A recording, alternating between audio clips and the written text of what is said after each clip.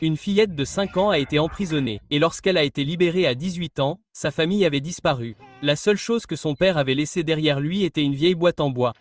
À l'intérieur, elle a trouvé un chèque de 50 millions de dollars, 49% des actions d'une société cotée en bourse et une lettre manuscrite de son père. Dans cette lettre, il révélait la vérité sur la trahison de leur famille, ainsi qu'une photo de lui et d'un groupe de personnes. Il écrivait que ces personnes étaient les responsables de leur chute. Mais malgré tout, il espérait que sa fille pourrait leur pardonner et vivre une vie normale. Mais la fillette fixa leur visage sur la photo et jura de se venger. Elle changea son nom en Emily et loua la même villa en bord de mer remplie de souvenirs d'enfance, en plein cœur d'un quartier huppé. La propriétaire actuelle de la villa, Lydia, était l'une des personnes qui avait ruiné son père. Emily suivit secrètement Lydia jusqu'à un hôtel où elle vit arriver Conrad Grayson à l'improviste. Cela lui donna une idée. Elle se déguisa en serveuse, se glissa dans leur chambre et, pendant qu'ils étaient distraits, ajouta quelque chose à la soupe de Conrad. Quelques instants plus tard, il s'effondra d'une crise cardiaque. Une ambulance le transporta d'urgence à l'hôpital tandis que Lydia restait figée de peur à la porte. De loin, Emily observa calmement avant de s'approcher et de dire « Oh mon Dieu, c'est ton mari? As-tu besoin d'aide ?» Surprise et coupable, Lydia se retourna et s'enfuit dans la foule. Lorsque Victoria, la femme de Conrad, arriva à l'hôpital, elle apprit que son mari n'avait souffert que d'une légère intoxication alimentaire. Elle se souvenait clairement qu'il lui avait dit qu'il allait jouer au golf, mais il portait désormais un pyjama d'hôtel. La vérité la frappa immédiatement. Elle l'attrapa et lui siffla « Ne refais plus jamais ça ». Plus tard, lors d'une vente aux enchères caritatives, Emily réussit à entrer dans l'événement avec l'aide d'une amie et s'approcha intentionnellement de Victoria. Victoria lui présenta fièrement sa meilleure amie, Lydia. Emily sourit et dit « En fait, nous nous sommes rencontrés hier à l'hôtel. J'espère que ton mari va mieux. » Victoria perçut instantanément la tension sur le visage de Lydia et comprit ce qui s'était passé. Furieuse, elle rendit le tableau coûteux que Lydia lui avait offert et ordonna à la sécurité de l'escorter hors du yacht. À partir de ce moment, leur amitié de 10 ans prit fin. La prochaine cible d'Emily fut Daniel, le fils unique de Victoria. Selon les anciennes images du procès, c'est Victoria, la femme que son père aimait le plus, qui témoigna la première contre lui. Mais Emily ignorait que quelqu'un avait déjà découvert sa véritable identité. Cette nuit-là, un homme s'introduisit chez elle et elle l'attaqua immédiatement. Ce n'est que lorsqu'il dit « Je m'appelle Nolan ». Elle s'arrêta, se souvenant de l'homme maigre qu'il avait récupéré le jour de sa sortie de prison, qu'Emily demanda « Nolan, que veux-tu ? » « Je veux t'aider. Tu ne peux pas m'aider avec ça. » Nolan l'avertit. « Si tu refuses mon aide, je peux devenir un ennemi bien plus grand qu'eux. » Pour se rapprocher de Daniel, Emily alla le voir jouer au polo. Lors du match organisé par Victoria, elle rencontra Bill, le meilleur ami de son défunt père. Après plus d'une décennie, il ne la reconnaissait plus. Emily en profita pour engager la conversation, et Bill l'invita volontiers à dîner le lendemain. En partant, Emily nota discrètement son nom. Il était l'un de ceux qui avaient trahi son père. Autrefois, son père et Bill étaient comme des frères, mais au moment le plus important, Bill se retourna contre lui. Pas étonnant que son père soit mort rempli de regrets. Le lendemain, Emily rendit visite à l'entreprise de Bill, se faisant passer pour un investisseur afin de gagner sa confiance. Sachant qu'elle était riche, Bill, grâce au ragot de Victoria, se vanta des bénéfices de son entreprise, essayant de l'attirer pour qu'elle investisse, mais Emily resta prudente et refusa. C'est à ce moment-là qu'elle apprit que sa villa en bord de mer avait été rachetée, soupçonnant qui était derrière tout ça. Emily confronta Nolan dans sa voiture. Après un bref échange, il admit qu'il avait acheté la maison et l'avait transférée à son nom pour l'aider à se venger. Cette explication ne fit qu'accroître la curiosité d'Emily quant aux véritables motivations de Nolan. À ce moment-là, une Ferrari s'arrêta sur le bord de la route. Emily se retourna rapidement et serra Nolan dans ses bras. L'homme qui sortait de la voiture était Bill. Il leur jeta un bref coup d'œil, puis entra directement dans le restaurant. À l'intérieur,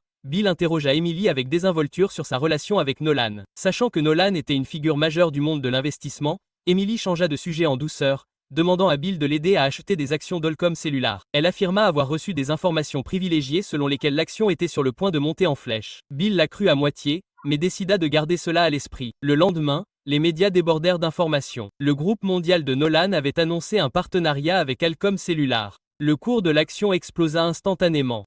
Emily appela immédiatement Bill, l'exhortant à investir tout son argent dans Holcomb, quel qu'en soit le montant. Au début, Bill hésita, mais voyant le nom de Nolan lié à l'accord et le battage médiatique, il pensa qu'il s'agissait d'une opportunité unique. Il mobilisa tous les fonds d'investissement de son entreprise. Tout le monde commença à acheter des actions d'Holcomb Cellular. Achetez tout ce qui est en solde autant que possible en ce moment. Alors que Bill rêvait de devenir riche du jour au lendemain, une vidéo choquante de Nolan lui-même est apparue en ligne.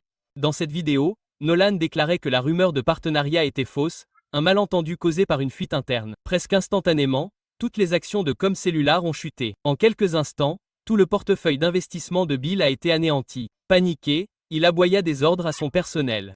Si vous tenez à votre travail, taisez-vous. Dites à nos investisseurs qu'il fait beau. Si la nouvelle se répand, nous sommes tous finis. Mais Bill ne savait pas qu'Emily était chez elle avec la liste des investisseurs de l'entreprise, appelant personnellement chacun d'eux pour révéler la vérité. Peu de temps après, Bill a été arrêté, risquant des années derrière les barreaux. Pendant ce temps, Victoria avait reçu le rapport d'antécédents d'Emily d'un détective privé. Voyant l'immense fortune de la jeune femme, Victoria sentit qu'Emily n'était pas aussi simple qu'elle en avait l'air. Pour découvrir ses véritables motivations, Victoria l'invita au manoir pour une conversation privée. Le lendemain, Victoria accueillit Emily chez elle. Mais avant qu'ils aient pu parler beaucoup, Conrad arriva avec le sénateur Kingsley à ses côtés. Dès qu'Emily le vit, elle le reconnut, le procureur qui avait impitoyablement condamné son père des années auparavant.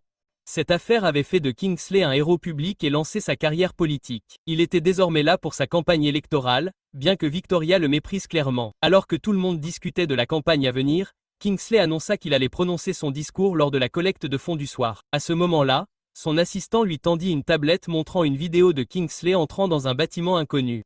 Le visage décoloré, il mit brusquement fin à la réunion. Sentant que quelque chose n'allait pas, Conrad insista pour obtenir des réponses. Kingsley balbutia, « Ce n'est rien ». Quelques instants plus tard, une deuxième vidéo arriva, une vidéo privée de Kingsley lui-même. Cette fois, la situation était désespérée. Conrad exigea des explications, et Kingsley n'eut d'autre choix que d'avouer. Les images le montraient avec son ex-petite amie, une personne dont il avait juré qu'elle avait accepté de garder leur passé secret. Il ne croyait pas qu'elle l'avait divulgué, mais celui qui le ferait pourrait détruire toute sa carrière. La panique s'étant répandue, la collecte de fonds de campagne avait déjà commencé dehors. Kingsley ajusta sa cravate, força un sourire et monta sur scène. Mais après sa phrase d'ouverture, il se figea, le visage pâle, les yeux écarquillés. Quelqu'un avait trafiqué son discours. Le prompteur indiquait désormais « Trouvez la fille en robe rouge. Joyeuse fête des pères ». À ce moment-là, une femme enceinte en robe rouge apparut à l'événement, se tenant silencieusement, regardant Kingsley avec des yeux tendres. Son assistant la repéra et fit immédiatement signe à la sécurité de l'escorter dehors, sachant que le mal était déjà fait. Sur scène, le discours du sénateur Kingsley s'arrêta brusquement. La situation était irréparable et le plus grave était que le contenu de son discours ne pourrait jamais être rendu public. N'ayant pas d'autre choix, Kingsley s'avança vers le micro et annonça « Je me retire de cette élection et ne me représenterai pas ». En coulisses, son assistant l'informa que la raison pour laquelle son ex-petite amie était venue était qu'il l'avait invitée. Kingsley s'énerva. « C'est impossible ». Mais l'assistante insista. Elle lui dit « Tu lui envoies des textos et des emails depuis des mois, tu lui envoies de l'argent pour le bébé, tu lui promets même de quitter ta femme. Elle est même venue en robe rouge et a utilisé le billet d'avion qu'il lui aurait soi-disant envoyé. » Kingsley resta sans voix. Quoi qu'il en soit, sa carrière politique était désormais terminée. De retour chez Emily, Nolan l'attendait avec un grand sourire. Il s'avéra que tout le scandale avait été orchestré par eux deux. Nolan avait piraté l'ordinateur de Kingsley, et Emily avait placé la vidéo compromettante sur sa tablette. Quant à la vidéo elle-même, Emily a admis. « J'ai acheté tout l'immeuble où vivait cette femme juste pour la voir. Puis j'ai envoyé la vidéo scandaleuse à tous les médias. Je voulais détruire sa vie pour lui prendre tout ce qu'il avait. » Le sourire de Nolan s'est estompé. Un frisson lui a parcouru l'échine. La cruauté de cette femme était terrifiante. Pendant ce temps, l'assistant de Conrad lui apportait un nouveau rapport. Bien qu'il n'ait toujours pas retrouvé l'expéditeur, les emails adressés à la femme provenaient directement de l'ordinateur de Conrad. Conrad s'est figé. Ce n'était pas lui. Alors qui était derrière tout ça? Le lendemain, Emily est allée voir une amie comme d'habitude et a entendu que Victoria organisait une séance de thé privée avec une conférencière invitée, une psychologue renommée qui se trouvait être la même femme qui avait retenu Emily captive pendant plus de 10 ans. Sans hésiter, Emily s'est inscrite. Victoria était perplexe. Pourquoi Emily assisterait-elle à un tel événement? Peu de temps après, la réunion de thé privé a commencé. La plupart des invités étaient d'anciens patients du médecin qui prévoyaient de présenter ses dernières réalisations caritatives. Mais quelque chose s'est passé. Terriblement mal. La vidéo de présentation a été remplacée. Au lieu de son travail caritatif, elle montrait des enregistrements de séances de thérapie de patients, y compris leurs confessions et secrets les plus intimes. Chaque vérité cachée était désormais exposée au monde entier. Parmi les clips figurait la propre confession de Victoria. Parfois, je me demande si avoir une fille était une erreur. Sa fille, debout juste à côté d'elle, a fondu en larmes. Furieuse, Victoria a pointé du doigt le médecin et a crié « Je vais te détruire, je vais ruiner ta vie ». Plus tard, de retour chez elle, Victoria appela son assistant Frank et lui ordonna de s'occuper du médecin en permanence si nécessaire. La femme en savait trop, en particulier des secrets enfouis depuis plus d'une décennie. Pendant ce temps, Emily rentra chez elle et trouva Nolan qui l'attendait à nouveau, applaudissant sa ruse. Il s'avéra qu'elle avait orchestré tout le plan depuis le début. Pendant plus d'un an, Emily s'était fait passer pour une patiente à la clinique du médecin, découvrant que la femme enregistrait chaque séance de thérapie et cachait des caméras dans son bureau. Emily utilisa ses compétences techniques pour copier toutes les séquences. Et lorsqu'elle apprit que le médecin assisterait au goûter de Victoria, elle demanda à son amie, l'organisatrice de l'événement, d'échanger le disque de présentation. Pour éviter tout soupçon, elle commença la vidéo avec sa propre séance de thérapie, puis téléchargea tous les autres enregistrements sur un site web secret. Nolan la confronta. On fait du mal à des innocents juste pour se venger de Victoria. Mais il ne savait pas qu'Emily avait seulement l'intention de s'en prendre au médecin. Elle ne réalisait toujours pas que le véritable cerveau derrière ces 13 années d'emprisonnement était Victoria elle-même. Un souvenir enfoui refit surface, la voix de Victoria, disant « Je vais t'ouvrir une clinique privée avec une clientèle stable. Mais en retour, cette petite fille doit recevoir des soins particuliers. » Au même moment, Victoria essayait de découvrir qui avait saboté son événement lorsque soudain la police a frappé à sa porte. Au début, elle a cru que quelque chose était arrivé à sa fille. Mais la police a informé Victoria que le psychologue avait été kidnappé. Sa clinique a été saccagée, les disques durs de son ordinateur ont été volés et plusieurs témoins ont affirmé avoir entendu Victoria la menacer de mort. Victoria s'est défendue, insistant sur le fait qu'elle n'avait parlé que sous l'effet de la colère et qu'elle avait un alibi. Le lendemain, les informations ont annoncé une récompense pour toute information sur l'enlèvement. Les enquêteurs pensaient que l'affaire pourrait être liée au mystérieux site web qui avait divulgué des vidéos de thérapie plus tôt, peut-être le travail du même groupe. Lorsque Nolan et Emily ont entendu cela, ils ont échangé des regards. Ce n'était pas comme ils l'avaient dit. Nous n'avons pas fait ça. Pendant ce temps, dans un entrepôt abandonné, les cris frénétiques d'une femme ont résonné. Quelqu'un est là? Laissez-moi sortir. On peut parler. C'était la psychologue. Un jour plus tard, les gros titres ont fait surface. Elle avait été secourue grâce à un tuyau anonyme. Mais tandis que Victoria regardait les nouvelles, son visage est devenu pâle. Non pas parce que le médecin en savait trop, mais parce qu'il s'est avéré que l'entrepôt appartenait à sa famille. Pour détourner l'attention du public, Victoria a décidé d'organiser un gala de charité, en invitant les victimes de l'ancienne affaire du père d'Emily, celle où il avait été accusé de trahison, ce qui avait conduit à un accident d'avion dévastateur. Déterminée à découvrir la vérité, Emily a tiré quelques ficelles et s'est fait inviter. Alors qu'elle s'apprêtait à partir, Lydia s'est soudainement présentée à sa porte, exigeant de reprendre son ancienne maison. Emily a froidement refusé. Lydia a plissé les yeux. Nous avons tous nos secrets, Emily, et je découvrirai les tiens. Ce soir-là, Lydia a assisté à la fête privée de Victoria, faisant semblant de s'excuser et de demander pardon. Mais Victoria ne pouvait pas pardonner à la femme qui l'avait trahie.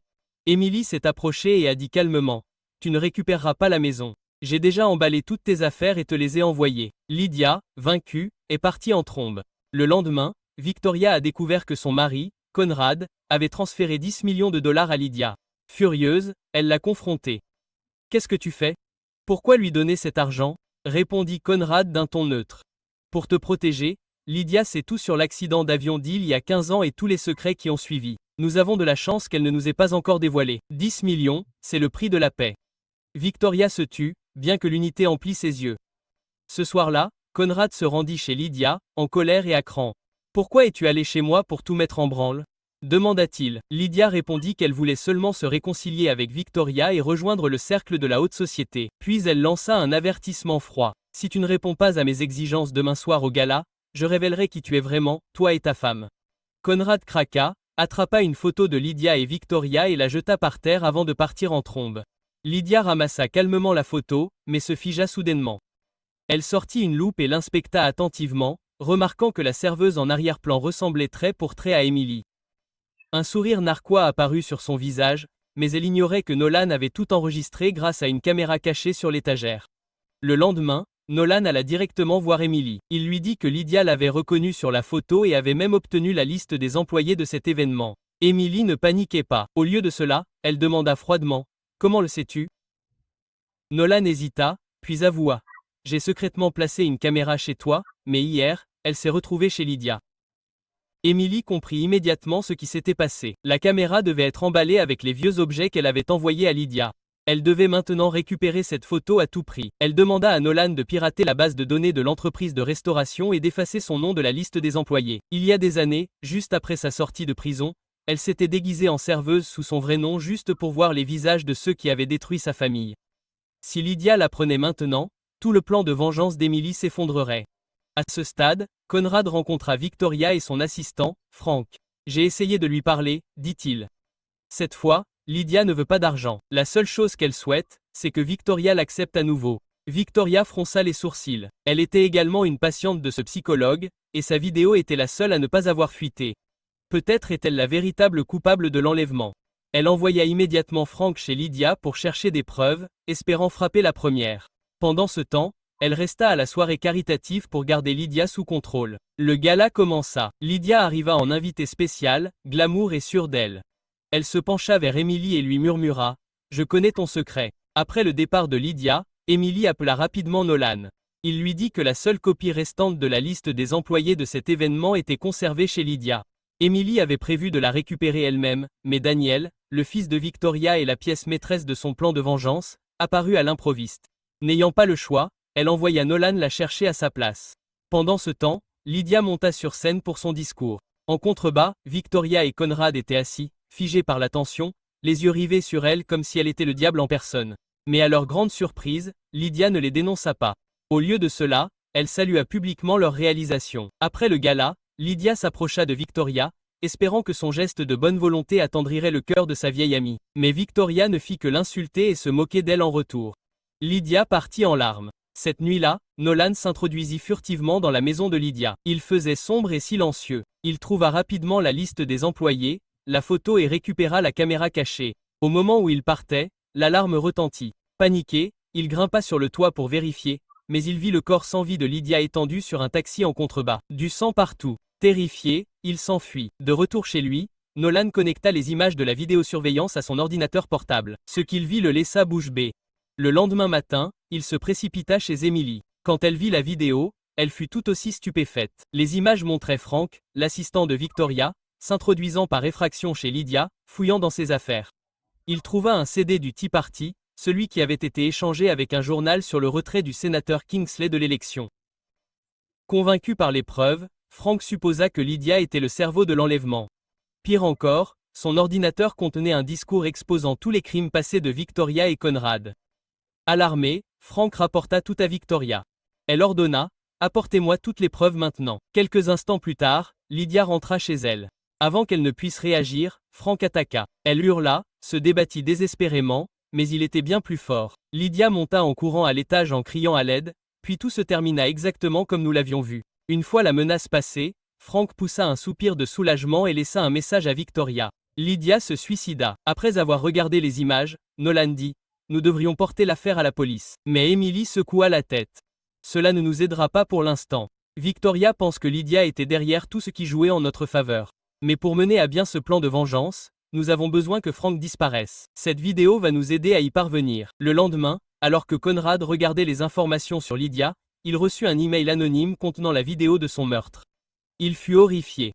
Pour se protéger, Conrad rencontra immédiatement Frank, lui tendit un gros chèque et lui organisa un jet privé pour quitter la ville. Mais Frank explosa.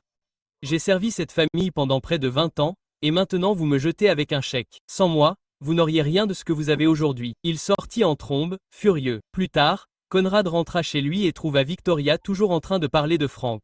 Il lui montra silencieusement les images du meurtre. Victoria se figea, tremblante de peur, incapable de croire à quel point Frank était devenu impitoyable. Cette nuit-là, alors que Victoria se préparait à aller se coucher, Frank entra soudainement chez elle sous sa pression menaçante. Elle fut terrifiée et recula en lui parlant de la vidéo de surveillance. Heureusement, la voix de Conrad qui l'appelait depuis l'étage lui donna l'occasion de s'échapper. Réalisant que la vidéo existait, Frank se dirigea directement vers l'appartement de Lydia, soudoyant le gardien de l'immeuble pour qu'il le laisse entrer. Mais le gardien refusa, l'appartement ayant été bouclé par la police. Frank remarqua alors les caméras de sécurité et réussit à extraire des images de la nuit de l'incident. Ce qu'il vit lui fit mal au cœur. Après son départ, seul Nolan était entré dans l'appartement. Il comprit enfin d'où venaient les images de la mort de Lydia. Pendant ce temps, Nolan était au gala du jour de l'indépendance de Victoria en train de déguster du vin et de la nourriture. Soudain, une arme se posa sur son dos. Il se retourna. C'était Frank. Frank l'a traîné dans une pièce privée, l'a frappé violemment et a pointé l'arme sur sa tempe. « Qui t'a dit de faire ça ? Conrad ne m'a jamais ordonné de faire ça. » Avant que Frank ne puisse réagir, des voix ont retenti à l'extérieur. Paniqué, il s'est enfui. Quelques instants plus tard, Emily est entrée dans la pièce. Nolan s'est précipité vers elle et a murmuré « Frank est là. » Quoi ? Il sait que j'ai installé les caméras. Ils n'ont pas réalisé que Frank n'était pas parti. Il les observait depuis l'ombre. Et maintenant, il a enfin compris que ce n'était pas Conrad qui était après lui. C'était Emily. Le lendemain, Frank s'est introduit chez Emily, en quête de réponse. Dès qu'elle est revenue, il l'a confrontée. Qui êtes-vous? Trop de choses étranges se sont produites depuis votre arrivée ici. Pourquoi avez-vous caché votre séjour en détention pour mineurs? Je découvrirai la vérité morceau par morceau. Emily n'a pas appelé la police. Au lieu de cela, elle a discrètement soulevé un tapis, récupéré un téléphone caché dans une boîte en bois sous le sol et a passé un appel mystérieux. Après avoir entendu la réponse, elle s'est finalement détendue. Pendant ce temps, Frank s'est rendu à la prison où Emily avait autrefois purgé sa peine. Utilisant ses références d'anciens flics, il a demandé au directeur son dossier, mais le directeur a refusé. Une ordonnance du tribunal était nécessaire. Après le départ de Frank, le directeur a passé un appel. Frank était juste là. À l'autre bout du fil, il y avait Emily. Le directeur l'a prévenu. Frank est dangereux, soyez prudent. Mais Frank avait déjà une longueur d'avance. Cette nuit-là, il s'est introduit dans le bureau du directeur et a trouvé le dossier d'Emily. À sa grande surprise, la photo à l'intérieur appartenait à une femme complètement différente. Il a pris une photo du document. En suivant l'adresse indiquée, Frank a retrouvé un bar où il a aperçu la même femme que sur la photo en train de danser. Scène. Il a payé un supplément pour qu'elle soit emmenée dans une pièce privée. C'est toi Emily? Je m'appelle Amanda. Mais Frank a deviné son hésitation. Il s'est penché, le regard perçant. Tu es la vraie Emily et l'autre, c'est Amanda. La femme s'est figée. Il avait raison. Elle a fini par admettre. Oui, je suis Emily. Puis il a demandé. Sais-tu où est Amanda? Frank a sorti une photo d'Amanda avec Daniel, en disant. Elle va bien, elle sort avec le fils d'un milliardaire. Intriguée, la femme a dit qu'elle voulait aller dans un endroit privé et tout lui raconter. Frank était ravi. Il pensait que la vérité était enfin à portée de main. Il a immédiatement appelé Victoria en lui disant « Victoria, tu avais raison. Emily n'est pas celle qu'elle prétend être. » Mais l'appel a été brutalement coupé. Lorsque Victoria a tenté de rappeler, Frank n'était plus joignable. Au même moment, Lydia, la femme qui était tombée du 5e étage, s'est réveillée de son coma. Elle était vivante. Et ailleurs, la femme que Frank avait trouvée, la vraie Amanda, est arrivée chez Emily. En se voyant, les deux femmes se sont figées sous le choc avant de s'enlacer étroitement. Un homme du nom de Frank, il a découvert notre échange d'identité. Après avoir tout entendu, Emily a caché la femme chez Nolan. Curieux, Nolan a posé des questions, mais Emily a prévenu. Moins on en sait, mieux c'est. Et ne la perdez pas de vue. Il se tut, mais remarqua bientôt des taches de sang sur le manteau de la femme.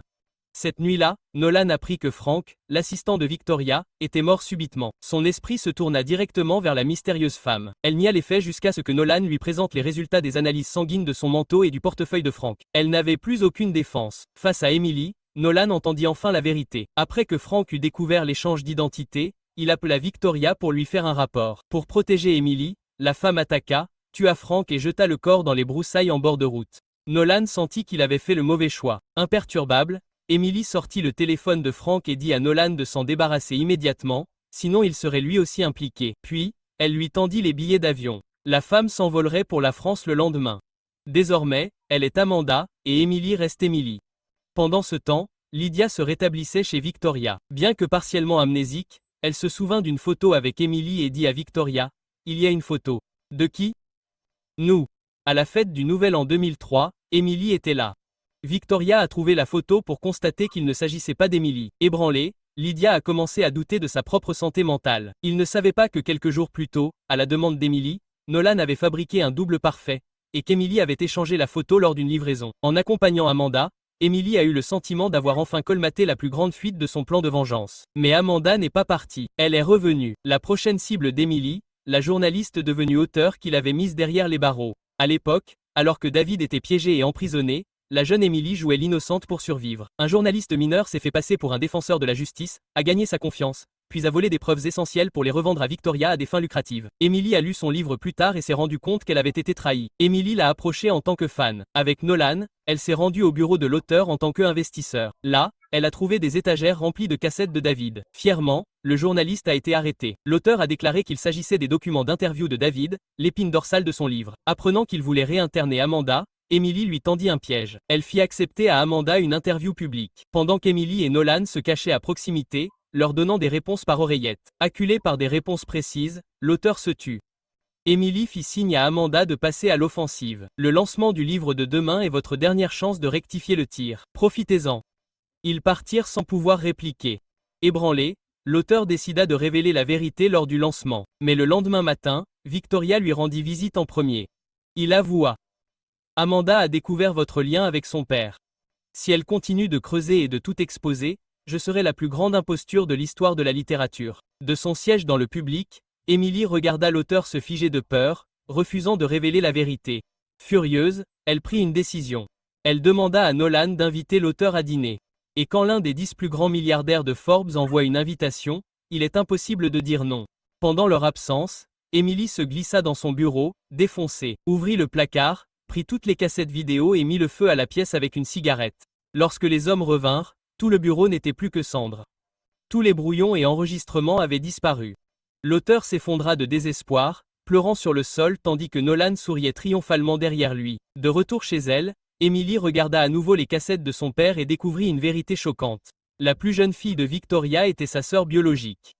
La famille Grayson avait détruit la vie de son père.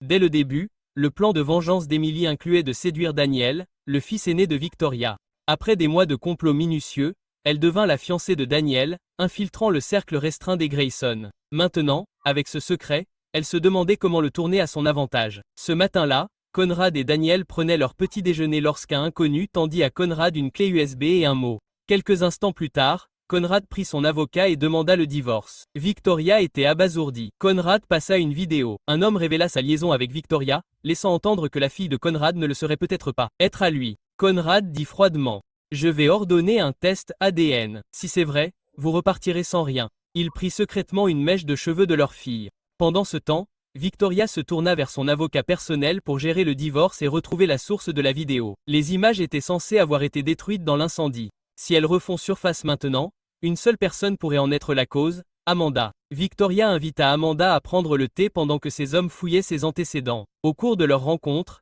Victoria devint méfiante. La vraie Amanda était allergique aux fraises, pourtant cette femme mangeait des baies sans hésiter. Victoria l'interrogea sur la cassette. Amanda fit semblant de ne rien savoir, affirmant qu'elle ne savait rien. Mais plus elle niait, plus Victoria était convaincue qu'elle était coupable. Cette nuit-là, l'agent de Victoria pénétra dans la chambre d'Amanda et trouva les cassettes restantes dans son sac. Voyant le désastre se profiler, Emily confronta Amanda, révélant la trahison des Grayson envers sa famille. Terrifiée, Amanda décida de fuir immédiatement à Paris. Voyant sa bombe à retardement, la vraie Amanda, enfin partir. Emily poussa un soupir de soulagement. Pendant ce temps, les résultats ADN arrivèrent. La fille n'avait aucun lien de sang avec Conrad. Victoria ne fut pas surprise. Au lieu de cela, elle prit discrètement la cuillère qu'Amanda avait utilisée et commanda un autre test ADN, cette fois en la comparant à celle de ses filles. Le résultat fut stupéfiant. L'ADN d'Amanda correspondait parfaitement. Victoria finit par croire qu'Amanda était son enfant perdu. Mais c'était impossible. La vraie Amanda était Emily. Comment l'ADN pouvait-il correspondre? La réponse arriva peu de temps après. Tard dans la nuit, Emily rencontra un homme sous un pont, l'avocat de Victoria. C'était lui qui avait échangé les échantillons d'ADN protégeant la couverture d'Emily. C'était également l'un des rares hommes en qui son père avait eu confiance, comme il l'a mentionné dans sa dernière lettre. Chaque geste avait fait partie du plan d'Emily. Elle avait envoyé la clé USB à Conrad, déclenchant le divorce des Grayson. Elle avait placé les cassettes dans la chambre d'Amanda, attirant les soupçons de Victoria et forçant Amanda à s'enfuir. Un coup de maître qui écarta 2 menaces cachées de son chemin de vengeance. Ce qu'Emily ignorait, c'était qu'une cassette vidéo était en fait avait été oubliée dans la chambre d'Amanda. Le lendemain matin, Porté, le propriétaire du bar, la trouva en faisant le ménage. Il appela Amanda pour qu'elle revienne la chercher, mais elle ne répondit jamais car Emily avait pris le contrôle total du téléphone d'Amanda. Tous les appels et messages étaient directement adressés à Emily. Lorsqu'Emily apprit qu'il manquait la cassette, elle envoya Nolan la récupérer. Mais Porté était prudent. Bien que Nolan ne pût pas la prendre, il remarqua l'étiquette. Cassette N-14. Ce numéro fit bondir le cœur d'Emily. Le contenu à l'intérieur pouvait tout gâcher. Nolan tenta une autre approche. Il utilisa une gomme magnétique pour effacer secrètement les données. Mais quelques jours plus tard, Porté se présenta et demanda à regarder la cassette. Croyant qu'elle était vierge, Nolan accepta. À son grand désarroi, la séquence se déroulait parfaitement. Après l'avoir regardée, Porté explosa de rage et se précipita au manoir Grayson. Ce soir-là, la fête de fiançailles d'Emily et Daniel battait son plein. Même Edward Grayson, le patriarche, avait fait une rare apparition. Alors que les invités trinquaient et riaient, Porté fit irruption, furieux, pointant Victoria du doigt. Il cria qu'elle avait aimé David, abandonné Amanda et même eu un autre enfant avec lui. Puis il brandit la cassette vidéo comme preuve. Le silence se fit dans la pièce. Victoria se figea sous le choc. Édouard exigea des explications. Daniel se précipita pour la défendre. Ma mère fut forcée par David. Conrad répliqua avec colère. Ce n'est pas comme ça que je m'en souviens. Arrête de mentir, Victoria. Victoria craqua, avertissant Conrad de la fermer. Daniel interpréta mal sa réaction. Tu as raison, mère. Ma sœur ne devrait pas être entraînée là-dedans. Tous les regards se tournèrent vers la fille Grayson.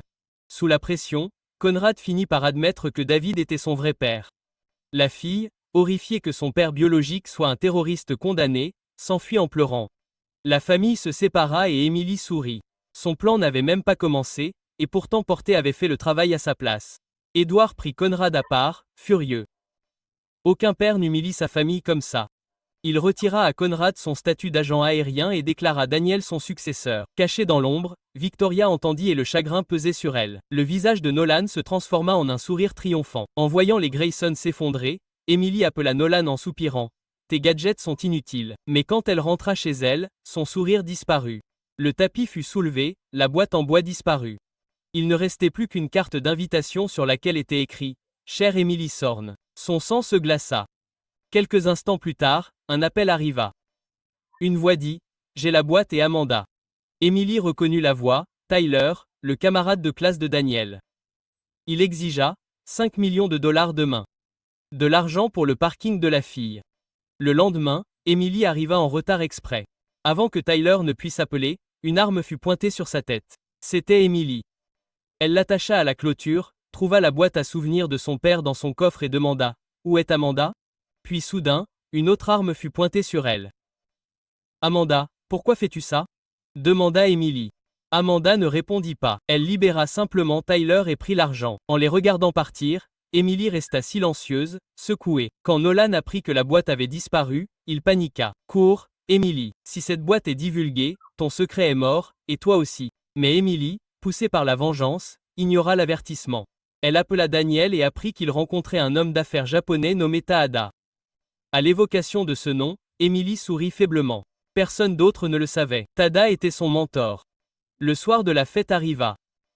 Pour empêcher Tyler de semer le chaos, Emily était prête à une confrontation. Victoria rencontra Daniel, espérant se réconcilier, mais il lui dit qu'il avait l'intention de quitter les Hamptons et de déménager à Paris avec Emily. Victoria insista sur le fait qu'elle n'irait jamais. Daniel ne la crut pas et se précipita pour affronter Emily. Mais comment quelqu'un poussé par la vengeance pouvait-il s'en aller ? Sa réponse confirma les soupçons de sa mère à Daniel. Emily semblait désormais ambitieuse et manipulatrice, par amour de l'argent, pas de lui. Anéanti, il s'éloigna. Avant qu'Emily ne puisse la suivre, Taada, son mentor, apparut. Il lui tendit une boîte rectangulaire en disant « J'ai récupéré la boîte de ton père ». Il ajouta « Pour remettre ton plan sur les rails, j'ai déjà réglé une partie de ton problème. Garde le secret de ton père en sécurité. Quand je reviendrai, je te dirai pourquoi. » Bientôt, la fête de fiançailles commença. Victoria appela Daniel sur scène. Aucune réponse. Puis un cri retentit à l'extérieur. Sa fille cria « Maman, c'est Daniel. Quelque chose ne va pas. » Tout le monde se précipita vers la plage. Le visage d'Emily devint pâle. Blessé, Daniel n'avait jamais fait partie de son plan. Elle et Victoria coururent sur les lieux. Un homme en costume blanc gisait immobile sur le sable. Victoria tomba à genoux en sanglotant et le retourna. Ce n'était pas Daniel. C'était Tyler. La foule haleta sous le choc. Puis, de derrière une dune, Daniel émergea, couvert de sang. En le voyant, Victoria craignit le pire. Elle pensa qu'il avait tué Tyler. Tenant son fils, elle murmura « N'avoue rien ». La police envahit les lieux.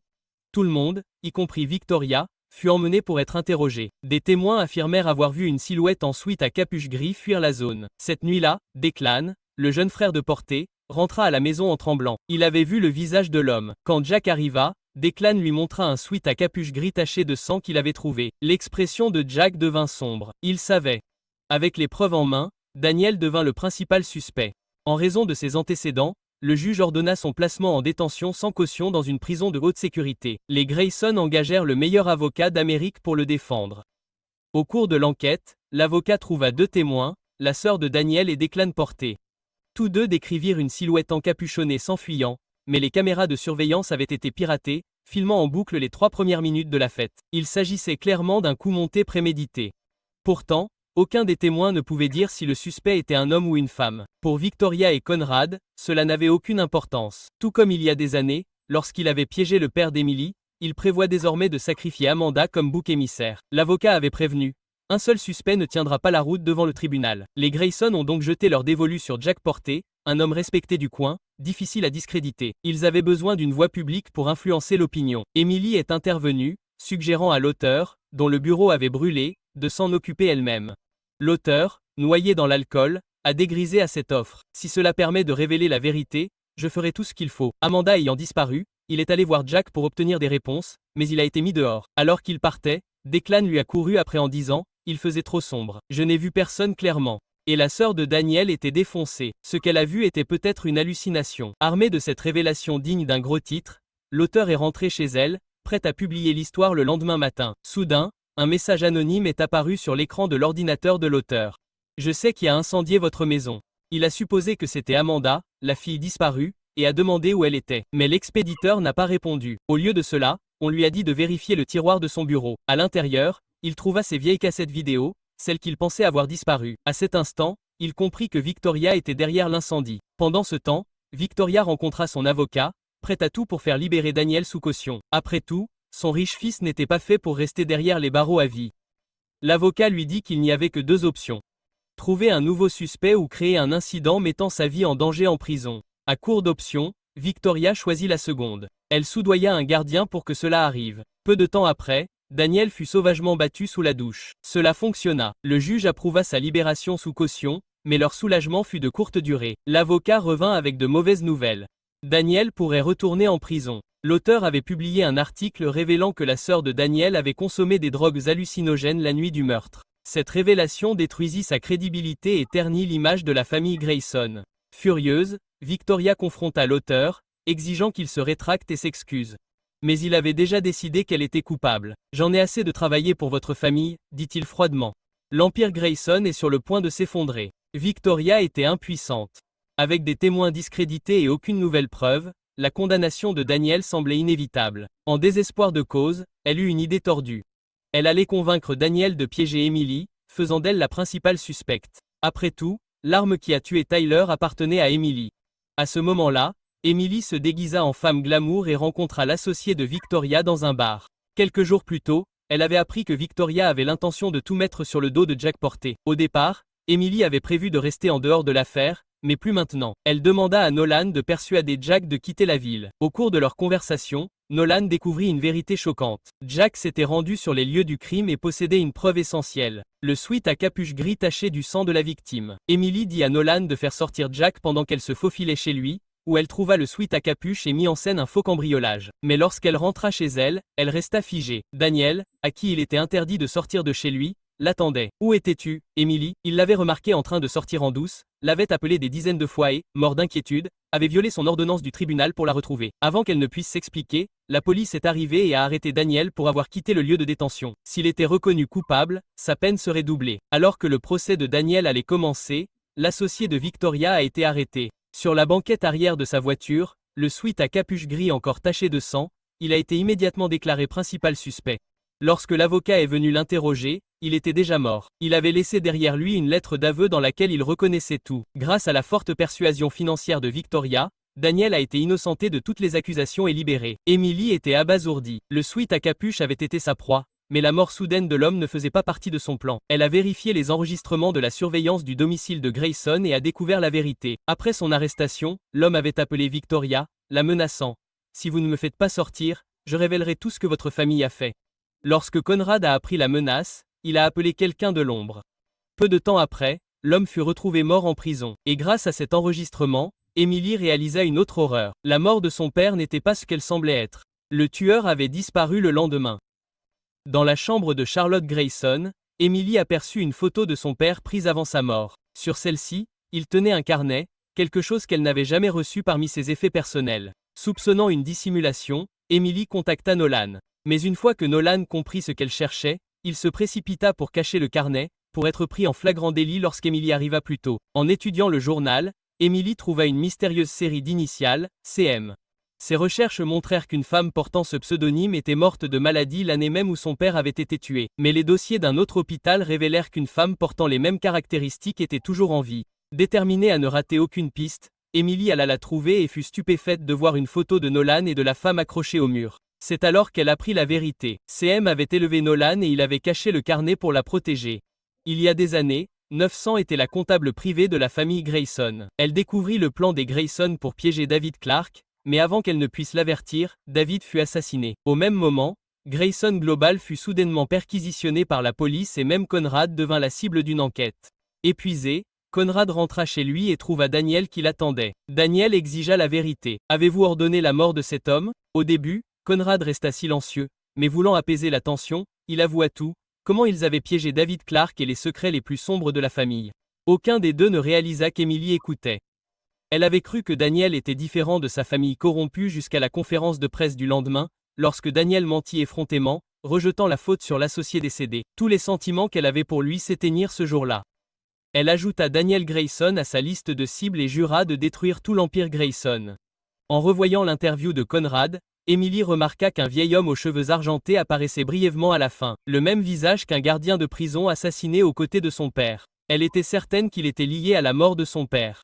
Ce jour-là, alors qu'Emily surveillait le bureau de Conrad, l'homme aux cheveux argentés réapparut. Pour appâter Conrad, Emily lui envoya une vidéo, celle d'elle et Daniel au lit ensemble. Conrad pensa que l'homme l'espionnait et le faisait chanter et organisa furieusement une rencontre. Emily obtint l'adresse, prête à les suivre, mais Daniel et son ami débarquèrent à l'improviste pour discuter des préparatifs du mariage. Incapable de partir, elle demanda à Nolan de la suivre à la place. Nolan trouva rapidement le lieu du rendez-vous. Emily renvoya Daniel, s'équipa et partit. Elle arriva, dévissa une lampe de Porsche, prête à entrer par effraction lorsqu'une femme l'appela derrière elle. C'est alors qu'elle réalisa que Nolan lui avait donné la mauvaise adresse. Pendant ce temps, Nolan, sur les lieux réels, pirata le réseau électrique du quartier, se faisant passer pour un électricien pour installer une caméra cachée dans l'appartement de l'homme aux cheveux argentés. Ailleurs, Victoria rencontra le chef de la police, lui demandant « Pourquoi Conrad n'a-t-il pas encore été arrêté ?» Il s'avéra que c'était elle qui avait prévenu les autorités de l'existence de Grayson Global, mais le chef répondit « Il n'y a pas assez de preuves. » Victoria répliqua « Accordez-moi l'immunité et je vous apporterai la preuve que Conrad est lié à des terroristes. » Après avoir conclu l'accord, elle se rendit dans l'appartement secret de Conrad. Au mur était accroché un tableau qu'elle lui avait offert des décennies auparavant. C'était une réplique, mais il l'avait gardé pendant près de 20 ans. Sentant que quelque chose clochait, elle découpa la toile et trouva une cachette de documents compromettants cachés à l'intérieur. Lorsqu'elle rentra chez elle, Conrad l'attendait. Il l'avertit. « Donne-la-moi, Victoria, si tu ne le fais pas, nous sommes tous morts. » Mais elle refusa. Daniel explosa en criant « Papa est peut-être un salaud, mais au moins il le fait pour la famille. Toi, tu n'es rien. » Brisée par les paroles de son fils, Victoria tendit toutes les preuves à Daniel, testant ainsi sa loyauté. Il prit la mallette et appela immédiatement Conrad. Trahie par son propre enfant, Victoria partit désespérée. Pendant ce temps, Nolan, qui avait installé une caméra dans l'appartement de l'homme aux cheveux argentés, continua de vérifier le flux jusqu'à ce qu'il remarque que les horodatage ne correspondaient pas à l'heure réelle. Avant qu'il ne puisse réagir, l'homme aux cheveux argentés apparut derrière lui, l'assomma et l'enleva. Il avait repéré la caméra de Nolan depuis le début et voulait savoir qui était derrière. Daniel apporta ensuite la mallette chez Emily, la déposant en bas pour qu'elle puisse la voir. À l'aube, Emily hurla. Daniel se précipita et trouva le premier étage saccagé. Emily déclara que l'homme aux cheveux argentés avait volé la mallette. Daniel savait exactement de qui elle parlait et le dit à Conrad. Ce dernier, furieux d'avoir perdu son influence, déploya une sécurité privée pour ratisser le manoir. Une fois Daniel parti, Emily récupéra la mallette cachée et tenta de l'ouvrir. Les fichiers étaient cryptés. Elle appela Nolan. Pas de réponse. Chez lui, son ordinateur était allumé. De l'autre côté de la ville, Nolan fut ligoté par l'homme aux cheveux argentés. L'homme exigea des preuves et demanda qui était vraiment Emily. Emily insista pour un face-à-face, lui disant « Nous partageons une dette de sang. Tu as tué mon père. » Il fit une pause. Emily se présenta au point de rendez-vous. Parce que la vie de Nolan en dépendait, elle s'endormit pour éviter les soupçons. À son réveil, elle se trouvait dans la propriété secrète de l'homme. Pendant l'interrogatoire, Emily lui donna une fausse adresse pour le renvoyer. Au moment où il partit, elle prit ses menottes avec un outil caché dans sa manche, libéra Nolan et s'arma d'une hache. L'homme aux cheveux argentés, réalisant qu'il s'était fait avoir, revint en courant. Alors qu'il entrait, Emily frappa. Malgré son entraînement, il ne pouvait pas l'égaler, et elle le mit à terre. Mais au bord de l'étouffée, Emily le lâcha et lui épargna la vie. De retour chez lui, Daniel explosa, fatigué des disparitions d'Emily. Épuisé, elle lui rendit la bague de fiançailles. Ils se séparèrent. Plus tard, Nolan planqua discrètement les dossiers compromettants dans le coffre du chef de la police. Avec des preuves tangibles en main, le chef a réorienté l'affaire, plaçant Victoria prête à témoigner au tribunal dans un jet privé à destination de New York. Conrad l'a supplié, « Ne pars pas. Si tu montes dans cet avion, tu vas mourir. » Victoria s'est moquée et est montée à bord, rêvant d'une page blanche. Elle n'a pas vu l'homme aux cheveux argentés près du tarmac en train de bricoler brièvement avant de s'éloigner. Quelques minutes après le décollage, l'avion a explosé et s'est écrasé. Aucun survivant. Alors qu'Emily portait un toast à sa victoire, les dernières nouvelles ont éclaté. Elle s'est effondrée de désespoir. La vengeance était terminée. Puis Nolan est arrivé, grave et serein. J'ai cloné les fichiers avant de les dénoncer. Et ils révèlent plus que les Grayson ou le meurtre de David. Il y a quelque chose en toi. Ta mère que tu croyais morte depuis près de 20 ans est en vie. Emily a murmuré. Ils ont tué ma mère aussi? Nolan a secoué la tête. Non, je veux dire qu'elle est en vie. C'est la saison 1 de Revenge dans son intégralité. Tu as aimé? Note-la sur 10 dans les commentaires. Merci d'avoir regardé. À la prochaine. Après la grâce. Comment pouvez-vous en être si sûr?